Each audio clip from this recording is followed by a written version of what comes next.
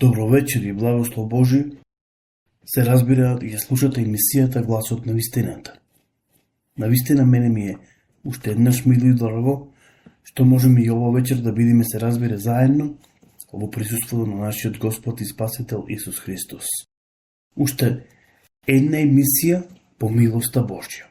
Сепак Бог е тој кој што е милостив. Псалмистот Давид во неговиот 86-ти псалом зборува дека Бог е милостив и дека тој навистина е добар.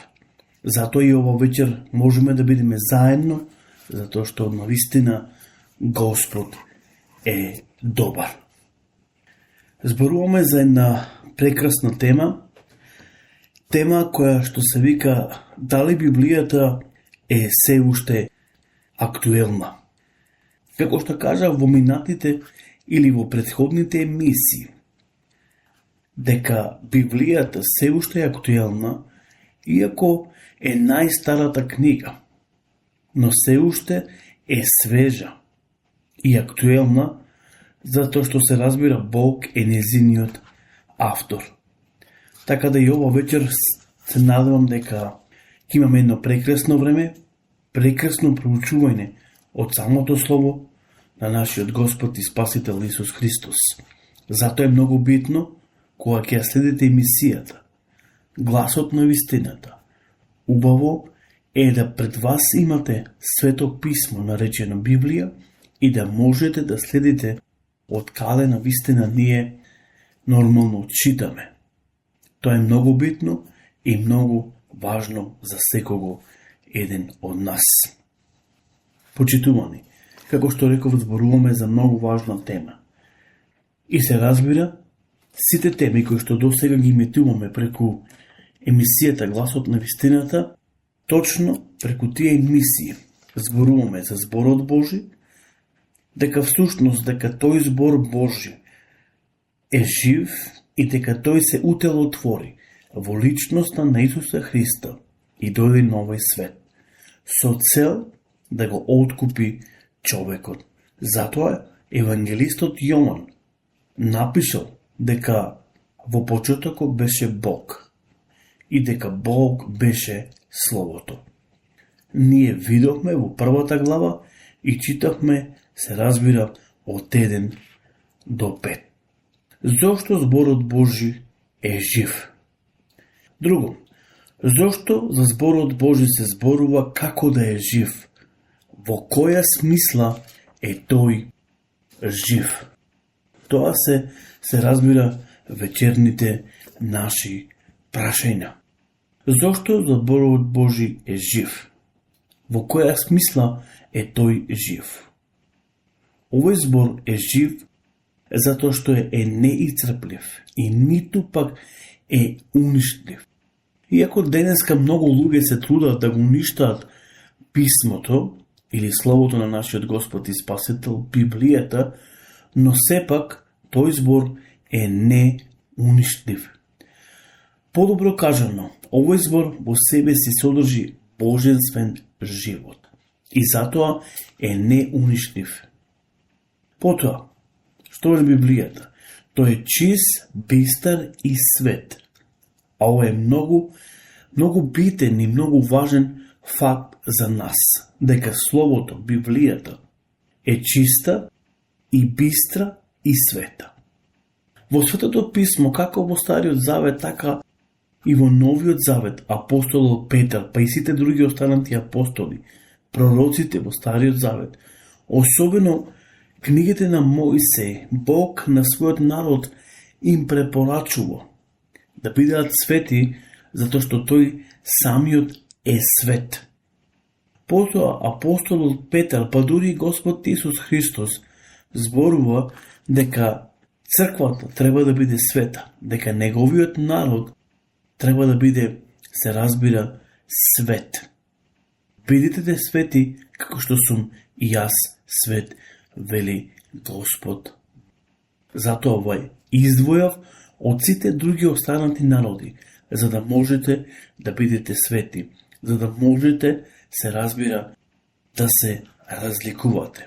Библијата вели дека Бог е светлина и во него не пребива никаква апсолутна темнина. Потоа евангелистот Јован ни зборува точно за тоа, дека Логосот, зборот Божи, е таа светлина која што дојде на овој свет и не се откри преку Синот Божи, преку Исус Христос, нашиот Господ и Спасител. Потоа, што ни вели Словото Господово, се разбира. Вели вака: ако за зборот Божи кажеме дека е жив, тогаш мора да има поинаков карактер, се разбира, од сите живи суштества. Кога ќе го читаме Словото Господово, ќе увидиме на вистина дека зборот Божи е многу поразличен и дека има, се разбира, многу поразличен карактер од сите останати. Всушност, кога ќе зборуваме за книгите, ќе видиме дека Библијата има многу поразличен карактер од сите останати книги. И затоа Библијата е се уште актуелна. Многу често пати, скоро и во сите емисии напоменувам дека треба да се чита Словото Господово, затоа што тоа е живо. Апостолот Павле вели дека тоа е бањата на природување, преку кого го можеме да се наново родиме и да видиме деца Божи.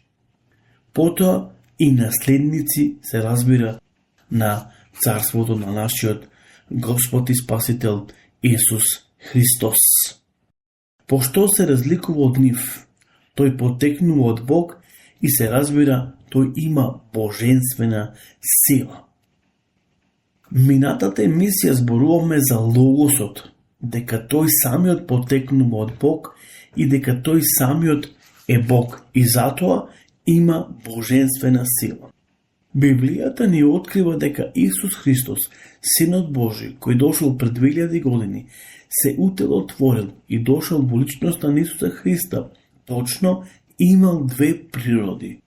Имал човечка природа и имал потреба, како и сите луѓе, меѓутоа имал и божествена, се разбира, природа. Дали постои нешто што може да се спротистави на моќта на смртта и на распаѓањето? Замислете си, дали постои нешто? Кога ќе го читаме Словото Господово, ќе откриеме. Да, постои, благодарение на Бог. Такво нешто постои. Исус Христос, зборот Божи кој што стана тело, личност, како што веќе рековме, Божиот збор е неуништив. Исус Христос е напишаниот збор. И тој е апсолутна вистина, а Божијата вистина секогаш е неуништива. Таа е бесконечна. Иако луѓето се трудат, се разбира, да ја отстранат или да ја пак уништат. Но таа е вечна. Еве што ќе ни каже подоцна апостолот Петар во Дела Апостоли 3:15, вели вака: го убивте зачетокот на животот, кого Бог го воскресна од мртвите, за кој сме сведоци и ние. Гледаме дека секпак Библијата зборува дека Исус Христос е зачетокот, се разбира, на животот и дека од него потекнува животот. Библијата по ова прашање многу јасно гласно зборува дека Бог е тој од кого произлегува, се разбира, животот. Еве ќе видиме во книгата на Јов како таму, се разбира, ни е запишано. И еве што вели Словото Господово. Читаме од книгата на Јов, 27 глава, 2 стих. Жив е Бог. Значи Бог е жив. И затоа неговиот збор, се разбира, е жив. Потоа, во Еремија, 10 глава, еве како таму ни е запишено. А Господ е вистински Бог. Тој е жив Бог и вечен цар. Значи, Бог е вистински Бог и Тој е жив и Тој е вистински цар. Во Езекил, ќе отвориме 17 глава, ќе го читаме 16 стих. И еве што таму ни е запишано. Таму ни вели: жив сум јас, вели Господ Бог. Жив сум јас, вели Господ Бог. Потоа во книгата на Даниило, 6 глава, ни е запишено.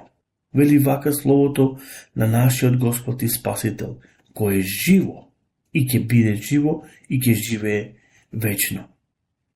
Издавам повелба или наредба во секоја област на царството мое, да треперат и да се плашат пред Данииловиот Бог, зашто тој Бог е жив и вечно живее, а царството негово е непобедливо.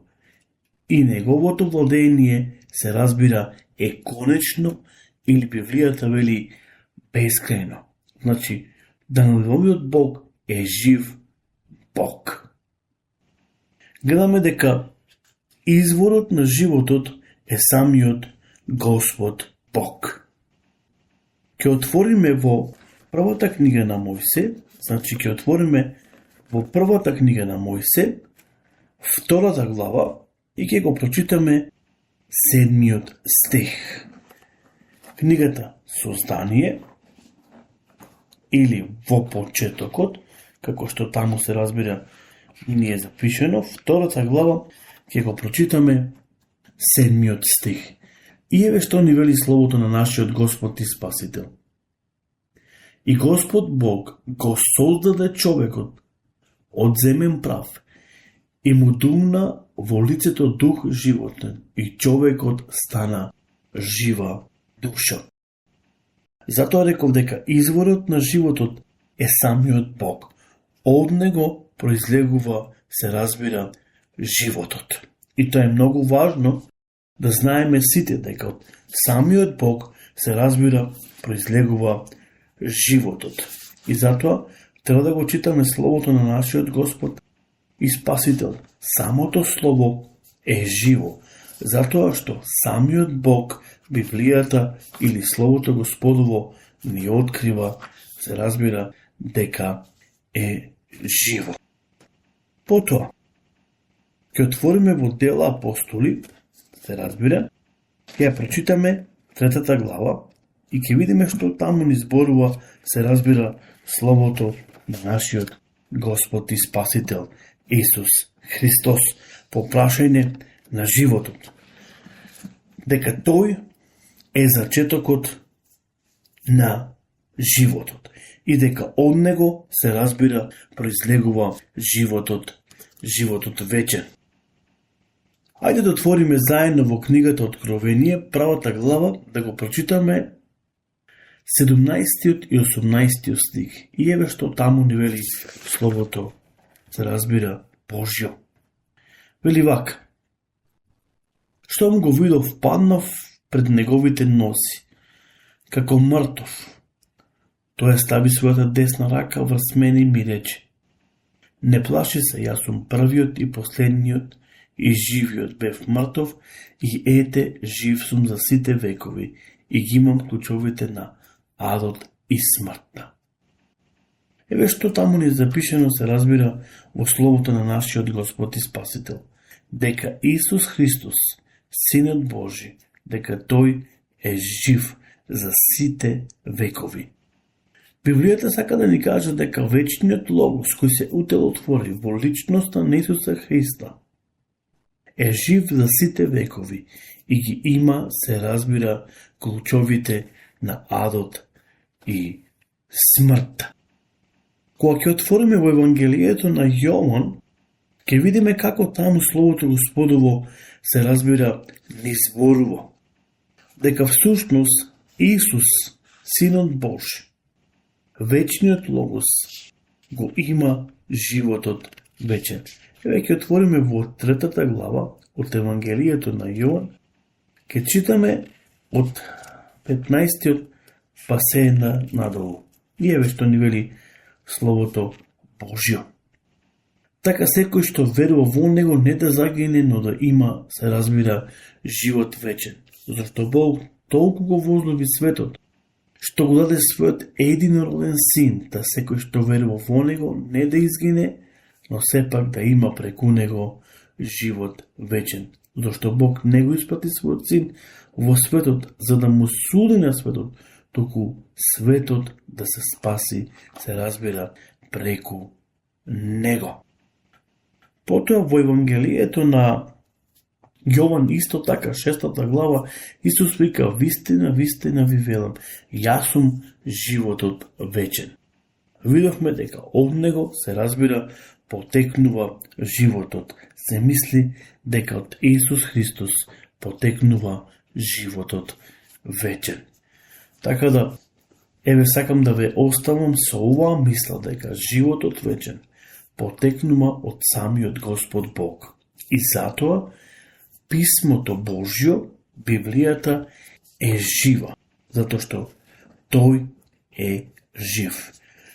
За крај ќе прочитам уште еден стих кој се наоѓа во 2 Тимотеева, 3 глава, ќе го читаме, се разбира, 16 и 17.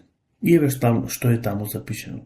Целото писмо од Бога вдахновено, полезно за поука, за казнување, поправање и поучување во праведноста, за да биде Божјиот човек усовршен и подготвен, се разбира, во секое добро дело.